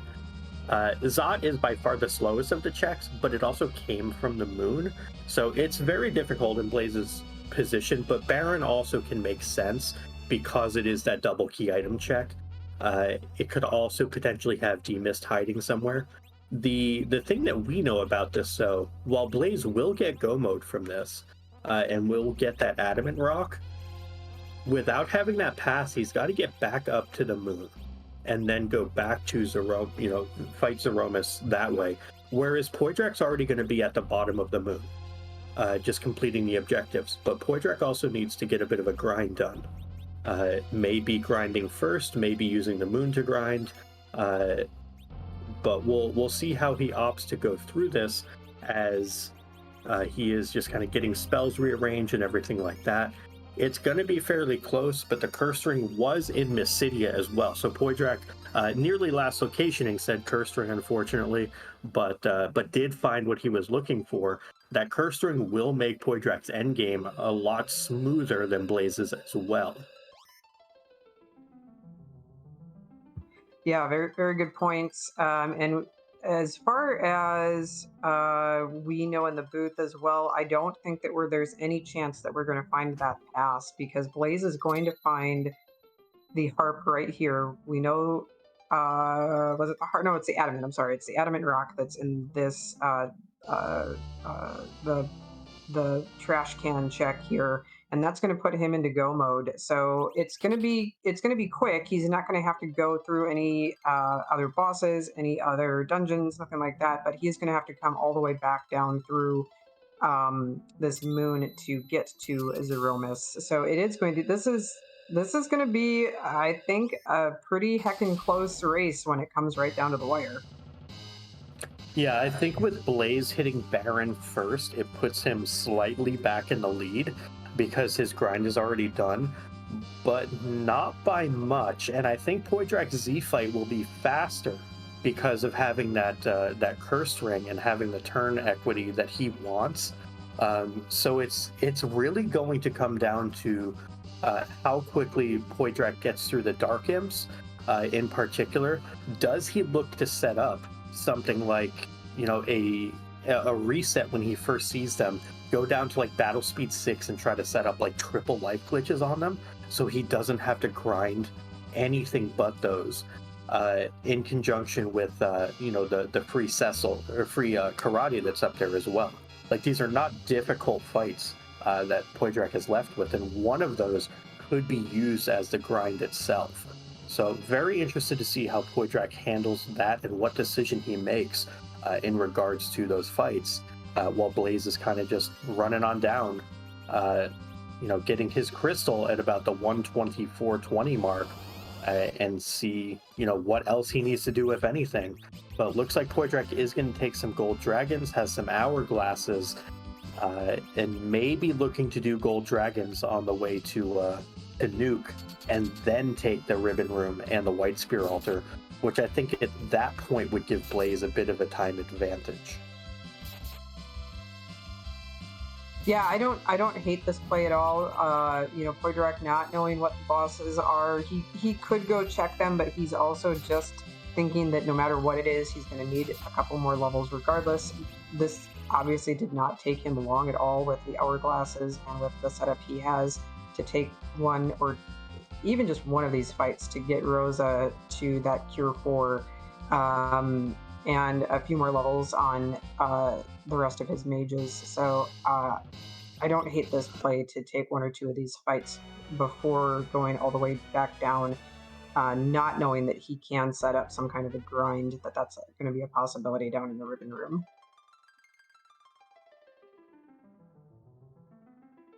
Yeah, it looks like we have a second pack of gold dragons here coming out. So Poidrac roughly 6 floors ahead on the lunar subterrane, but 2 bosses down. The big thing, I suppose, is that Fey March. The Fey March really becoming one of the deciding factors here, that even though it gave the harp for Poidrac, was that very much so offset by the amount of time the Val took. And it may just be that the optimal path through the sea did not involve the Fame Arch. So even though Poidrac's in a good position now, it may not be enough to catch back up to Blaze. Yeah, and the fact that both of our runners have once again kind of converged, and in the time that they did, we're not even an hour and a half into this seed, and both of our runners are essentially in go mode. Poidrac has to take a couple of boss fights still, but otherwise is right here, basically at Zeromus's doorstep. Really goes to show the caliber of knowledge and just how impressive both of these runners are at these types of seeds and at this randomizer. Yeah, definitely very impressive, and I think both runners have played this race very well to what their situations were. Blaze not having any issues on the hook route, moving ahead and kind of doing checks in a more traditional order. Poidrac, kind of as we alluded to, with those struggles and deciding, hey, I might need to do some other things here, went through and started making those checks and found that alternate route to go mode. That alternate route being the Adamant Rock and the Twin Harp. Going through and just behemothing these gold dragons into orbit, while Blaze is making the descent to fight the big bad final boss. Chat ever cheering for the big bad final boss, getting their Z's out in chat, wondering, what's actually happening here. And Maggie, I think you told me that this is your first time back in the booth in quite a while, so I gotta let you have the honor on this one. I appreciate that. Awesome. Yeah, it has been a good hot second since I have had the pleasure of commentating. And as Blaze approaches the bottom of the lunar subterrane, we have a very important question to ask, which is the booty a cutie? And does it have a hat?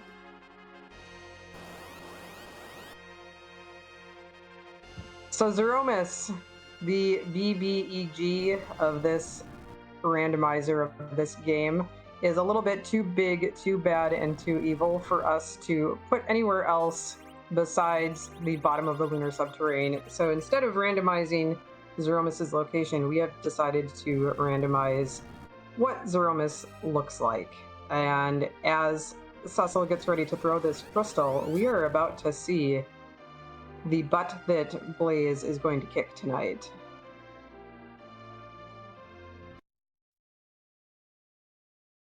Grr. Erg. It's Robo. No, it's Gato. Oops. I was singing earlier, so I guess this is just appropriate, right? Like this is the sing. He likes to sing, right? Yeah, this is I would say appropriate for the meowing that I heard earlier. There you go. It's perfect. Yeah, Scala had this all set up for us. It's perfect. Chat wants to know if Blaze is going to get silver points for beating up on Gato. Well, we're going to find out. This is kind of a fast Zeromus, I feel. Yeah, we whiffed the first nuke because it was a little fast. The immunity had not worn. Oh boy, had not worn off yet. That's a big bang coming out. We've done 10,000 damage. That's it so far for the first big bang. We might be going hybrid here though, because I think Cecil is Zerked as well. So this might just be hybrid strats or trying to shortcut the fight by maybe getting some reflect kill action happening. What I do know is this Z stands for zoom in today, because this Z is fast. Yeah, indeed. So Blaze was able to forge, was able to get that Requiem harp, which lowers all stats, including agility. And Edward, being the hero, is the anchor, and the anchor's agility sets the speed for the enemies. Something black magic agility anchoring. But Edward is naturally a very fast character, so that Requiem harp only lowering agility by 5 maybe has not actually done as much as Blaze would have hoped for, since Blaze did not find that first ring that Poidrac did. Poidrac, meanwhile, has now gotten through both of the fights at the bottom of the lunar subterranean here, picked up his crystal, and is swag walking to Zeromus, not even taking a save after taking the Ribbons Room fight and getting the crystal. It makes sense on Poidrac's side. With a Curse Ring and a Requiem Harp, that's going to drop Edward's agility down to somewhere in the 10 to 12 range. Eddie, while being super fast early on in the game, actually slows down quite a bit near the end of the game. So Poidrac is going to be fine here. Eddie is a very weird character in a sense, because you're only meant to have him super early in the game. So his agility is like super high early on and kind of tapers off. With a Curse Ring and a Requiem Harp, he's going to be in a good place to get through this. The swag walk makes sense. Shouldn't be too much going on here. On Blaze's side, though, this is a little bit scary. Is this nerfed? Because this is a 7-roll Big Bang. It's not nerfed, but the mages decide that they are good here. Rosa gets a life potion. Cecil is swinging for the fences still. I think this Cecil is dealing enough damage that we're probably fine. But that doesn't mean this fight isn't nervy for Blaze. That black hole coming out, though, is going to be a reprieve, because Z will slow down a little bit while kind of resetting the battlefield, if you will. The only potential issue with that, of course, is we have to get back around to Cecil's turn to get the Avenger kicking back in again. A nuke coming out on Rosa, if she dies, that's the worst possible target and outcome, and she died by 32 health.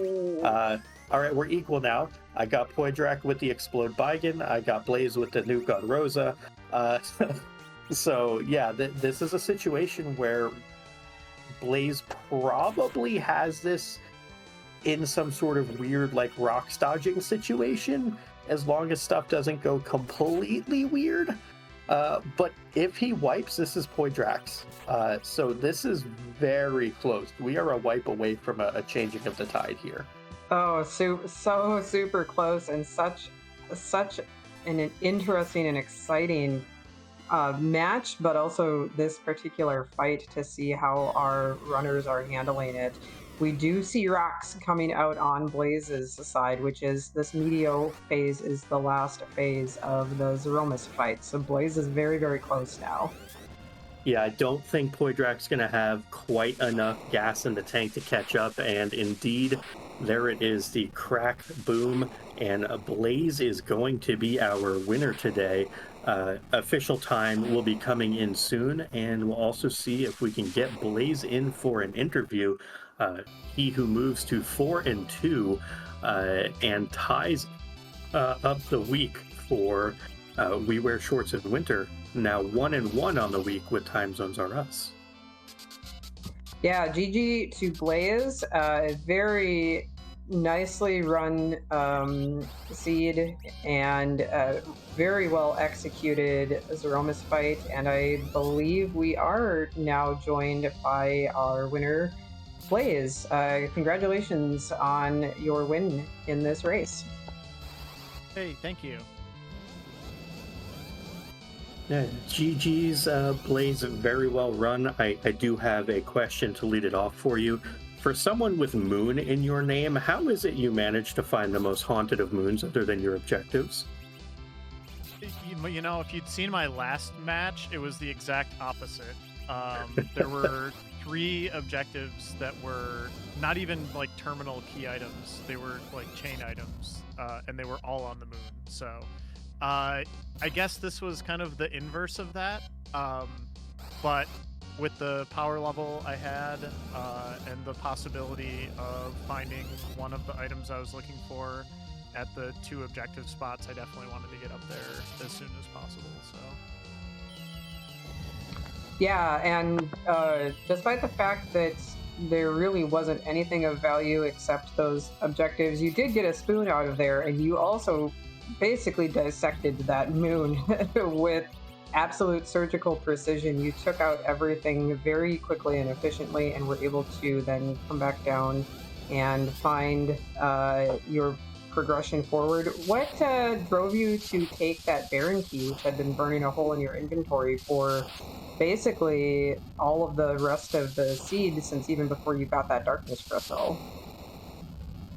I thought that was just the most basic, straightforward play I could make coming back down. My options were to either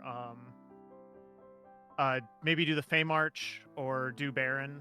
And I felt like Fey March was probably just a little bit faster. So, or I'm sorry, Baron was a little bit faster, and it certainly felt fast getting in through it. So I feel like I made a good call there. And kind of cycling all the way back to the beginning of the race, uh, you were getting, Team 90 HP to start, and there was a Tella on Hobbs, and then you go to Dark Knight Cecil, which is, whatever. It's a character that exists until it turns into a paladin. And then Eblan Castle happened, and you got Cecil's keys to the kingdom, if you will.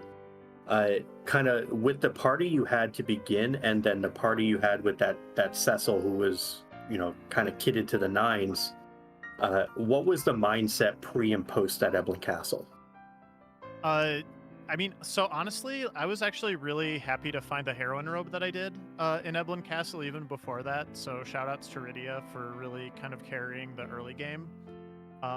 So yeah, Eblan Castle was great, just kind of all around. It really just felt like once I had the heroine robe, I wasn't really afraid of the hook route anymore, and it was mainly just kind of getting my party that level of efficiency to kind of get through and not have any trouble with the first spot, because I knew Bahamut was not going to be a problem in the second one. So I was kind of hedging a little bit, possibly looking for a D-Machine grind after Ordeals. So I was keeping Palom down for a little bit and letting Rydia kind of carry. But once that kind of plan sort of fizzled out by not finding the Darkness Crystal, it felt good to just be able to kind of quickly go through, knock out the rest of Eblan, get that Excalibur, I think I got a power shirt from a earlier chest in there as well. So yeah, I was basically good to go at that point, and then I had Moonveils from the starter kit and the heroine robe, so I wasn't really worried about what ended up being Baigen. So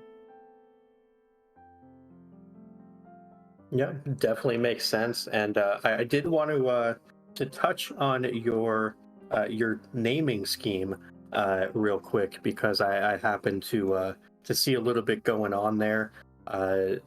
Just wanted to just thank you, because I remember as I came into this community, you were one of the folks I watched to learn this game, and so I know that you were thanking everyone for the 5 years, but I think that the thanks should go right back to you as well for everything that you have done, not just everything that may have been given to you.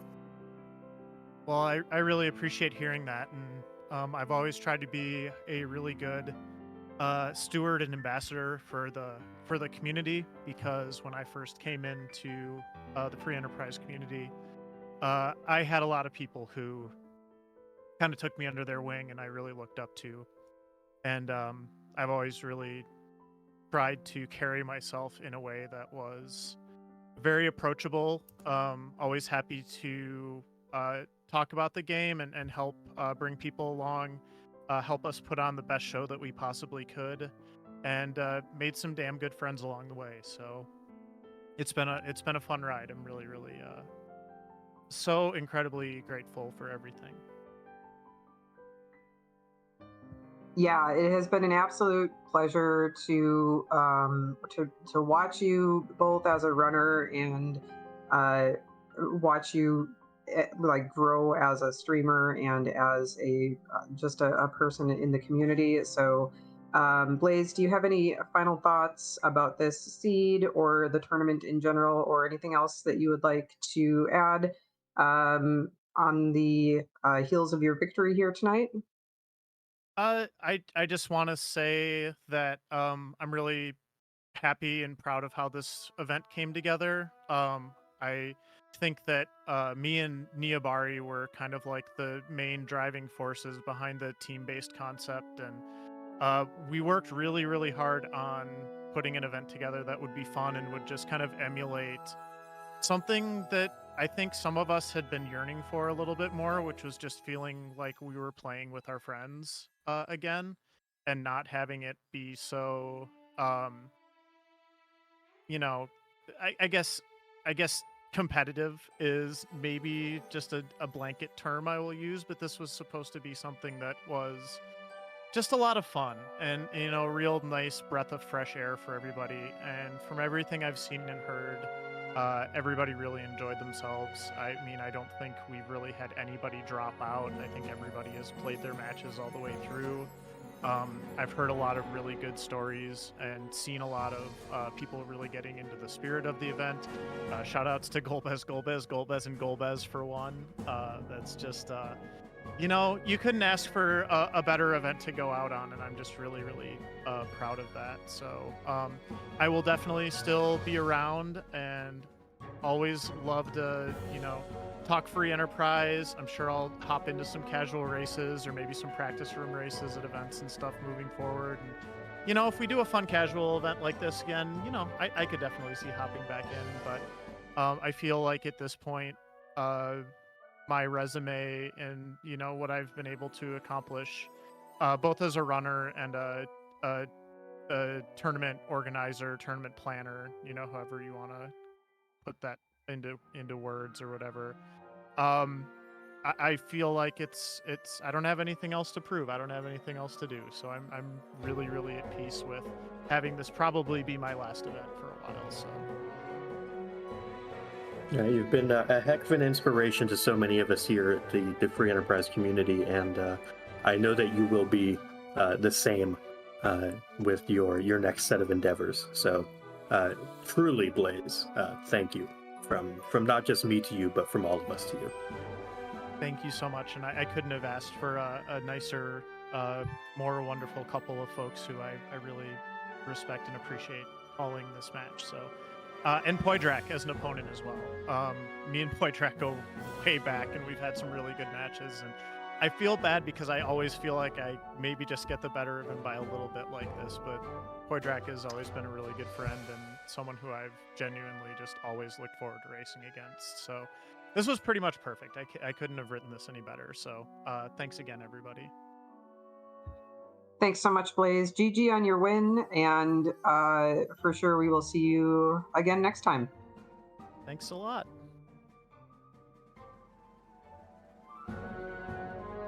All right, and that was our winner this afternoon, Blaze. We'll see if we can get Poidrac in for an interview as well. Poidrac did successfully defeat Zeromus and did so very quickly as well, very expertly, again to the surprise of no one, coming in just about 2 minutes behind Blaze, where our runners could not have taken more divergent paths, if we're being completely honest. So it was a very cool race to see.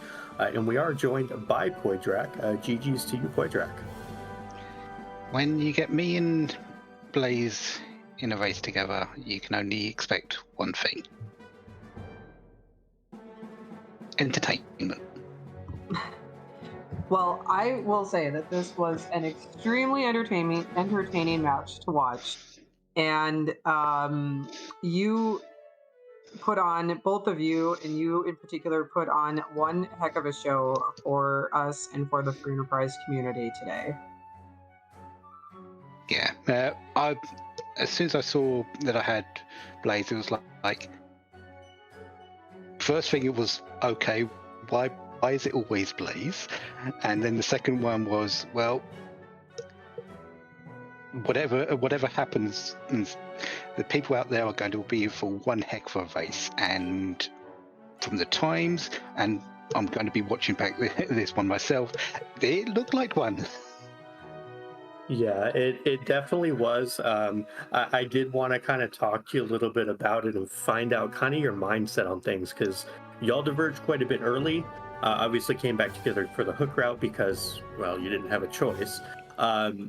But speaking of that hook route, and this is kind of where I want to find out, Baigen was really mean to you. I apologize for the double explode through the Moonveil.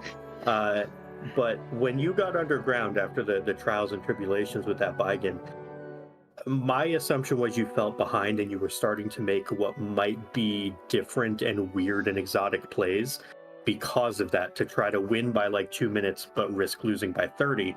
Because if you lose by 2 minutes versus 30 minutes, it doesn't matter. So you need to do something different. Was that kind of the case, or was it something totally different? Yes, Baigen was rude as heck, and yeah, as soon as I saw him, I thought, yeah, this is going to be bad because of agility. Edward at that point was way too fast for anything else, and that spot isn't exactly slow. So yeah.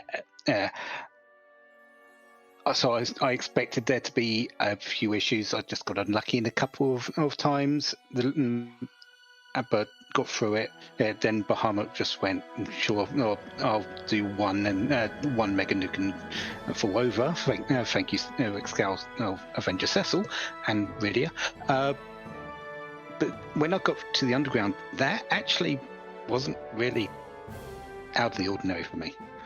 I am a big fan of doing the Dwarf Castle early anyway, and Faymarsh was like, I've got the tools to beat this. Yeah, that Val's going to be a pain, but I've got the tools to actually beat this. I should have put up a Moonveil on Cecil, to be perfectly honest, but I still got through that. And then seeing Plague there, yeah, I had the tools, so why not just clear it? So yeah, none of that was really out of character for me. It resulted with me getting the Twin Heart, which, as I found out wasn't exactly required because of the Golbez in Mist Cave, was it? Mm-hmm. Yeah, that was going to be a future question, but yeah, yeah. But in terms of the change, if I did find that Golbez early, it wouldn't have changed the way I did it. So that really didn't affect the outcome in the slightest, I don't feel. Gotcha. I appreciate the insight. It's just those, everything underground. Yeah, that's expected of me. Yeah, and very, very well executed. That Val fight, we saw you go into that, and we knew that it was going to be, doable, as you said, but maybe a little bit on the slow side. And it was definitely a gamble that we thought you were thinking was going to be hopefully worth taking, because if it had something of value, Blaze maybe would be shying away from it because it's not the fastest fight. But fortunately, that Diemps fight, was it Diemps? What was the other one at in the Feymarch? Plague. Thank you. The Plague and the Feymarch then really turned it around for you and gave you the tools that you were really looking for there. So kind of circling back to that Golbez that you mentioned, did you tell us about that? Did it ever occur to you to check the Mist Cave? Before going underground a few times. Did I actually remember after that? No. That's what we wondered, and we commented on it early on that it's one of those things that most of us who've been around for a while are like, yeah, we have to do these checks, the waterfall and Mist Cave and et cetera, and then inevitably you're just like, I'm gonna do it after this next check. I'm gonna turn this rat tail in. I'm gonna do this next check, and then I'll do it after that, and then you always forget. So absolutely understandable how you came to that because, as I told Possum, I've never done that. I don't know. I've never done that. Full disclosure, I actually thought about checking the package more than I did checking the Miss Cave, and I did neither. So there you go. Yeah, we wondered if having the package then would bring you over to that area and make you think of checking it. And then we thought too, when you were doing your curse ring hunt after you had basically cleared out the blue planet, if maybe you would check it then. But every time you kind of were in that area, we were like, "Oh, is he going to stop?" And nope, never mind. Yeah. Yeah, as I said, the gold bear is in that spot. But, whether I found it early or later, because of the choices I made doing the Fey Marsh, it didn't really affect it. But it that's the way. Hey, in all honesty, me doing it because I skipped out on the Miss Cave. Finding that at Twin Harp actually kept me in the race, because if I didn't find that, Blaze was well on the way, because I wasn't going back to Miss Cave anytime. Yeah, definitely true that what we would call alternate go mode, if you will, between Baron and the Fey March was what kept you in and nearly won it for you, coming back over Blaze, who went and full cleared the moon. So, you know, that moon was, other than the objectives, a dumpster fire, and there was nothing of value up there. So you dodged a major bullet there, and almost clawed back on this one. And, you know, It was a heck of a show, as has been all tournament for you. Yeah, and that was the reason why I went after the cursed ring. And Edward as a hero, I had nothing really going for him. Yeah, I got the Requiem harp. That's great. It doesn't solve the other character situation really, with Rydia and Palom being fairly slow. So the cursed ring, I had to go there and check that out. And see if I could actually find one, and I believe that still saved me some time later. Definitely on the grind, and definitely in the Z fight. Yeah,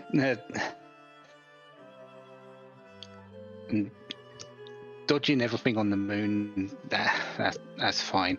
I had go mode. I wasn't too bothered as long as I got through what I had to get through, and that's what I did. You might notice the just run into the after the ribbon room as well. I knew it was close. I didn't know for certain how, if I was on parity or ahead or behind, but historically with me versus Blaze, I knew it was going to be close, so I just went and hoped. Yeah, Maggie definitely called out the swag from you. I think that was cool to see you recognizing the situation and just going for it. Was absolutely the right play there. Yeah, I wasn't afraid of the with that with what I had. Saving there would have only been a time loss, so just go. Yeah. So as far as the tournament as a whole, Poidrac, I know that this is your final match, with the team not being in playoff contention, or final one-on-one match, I should say, with the team not being in playoff contention.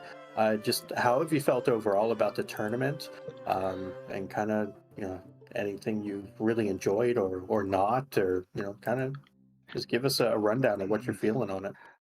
I have been very impressed by my team. I have been very impressed by the flag sets and the races I have won. The races I have run, but I have been very disappointed in myself for not winning and being more helpful to the team. That's pretty much the summary of my entire tournament. And I'm going on a 1-5 record. Yes, I still feel I'm probably one of the weaker people in my particular bracket, but that's no excuse for that. I just went out, did my best. Unfortunately, I just didn't get there, but I do feel like I didn't contribute as much as I should have done. That's all.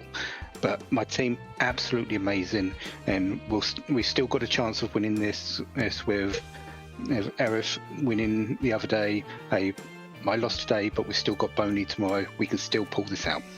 We can still get that extra win. So rooting for Boney tomorrow. I believe it's tomorrow, and yeah, we're going to go out with as big a flourish as we can. Yeah, definitely. I would say don't beat yourself up too much. In my first tournament, ZZ3, I played you. I learned a lot from you in that tournament and even before it, and of course afterwards. I can only guarantee you that even if you may not have had the individual record you want, you wanted in this, that you rubbed off on your teammates. You made them better. And they only would have learned and gotten better from you. So I would say that without you, kind of at the helm, if you will, helping everybody out, the team would have been worse off. So I think that you contributed more than you would ever know. I'd like to think that, but I'd like to think that, but the team in channel is literally full of mostly cheering memes and sorrow memes. That's brilliant, and gifts and everything like that. It's like if we get a win, we cheer. If we cheer each other on if anything goes bad, we feel sorry for each other. It's been a team bonding more than I feel more than a team than a learning thing. But sometimes that's all you need to do: be together and just have fun. Definitely. Well, we'll let you go have fun for the rest of your evening. I know it's got to be quite late for you at this juncture of the night, so we'll let you get some much deserved. Yeah, we'll let you get some much deserved rest and relaxation. No problem. Have a good evening, everyone. I'm sure we'll speak again soon. Have a good one. Thanks so much, Poidrac. Well, Maggie, we made it. We did. They did. We all did. Yeah, I think that means the end is happening right meow, though. So, that being said, it might be the end of this stream, but it's not the end of Free Enterprise. As you know it, there's more action happening right now, in fact, on Free Enterprise 2. We're going to be going to see another fantastic match, which is happening between RPG Mel and Lord Goober, going on currently on Free Enterprise 2. That match between the Bimmy and Jimmy Eat World teams and Rydia's Rebels. So Maggie, I don't know when the last time we did comms was, but you haven't missed a beat whenever it was. This was an absolute blast, my friend. And a great race that we had to do this with as well. So please make sure, y'all, that you give Maggie a follow, give our runners Blaze and Poidrac a follow, Xenocat on the restream, and Dubword doing the button pushing. Lots of matches happening tomorrow as well. We got 4 different restream matches at 11 a.m. Eastern, 3 p.m. Eastern, 8 p.m. Eastern, and then 10 p.m. Eastern. So tons of Free Enterprise action coming up. And as we head over to Free Enterprise 2, make sure not to do anything spoiler related, or you will get the bonk and a newspaper and some other things probably.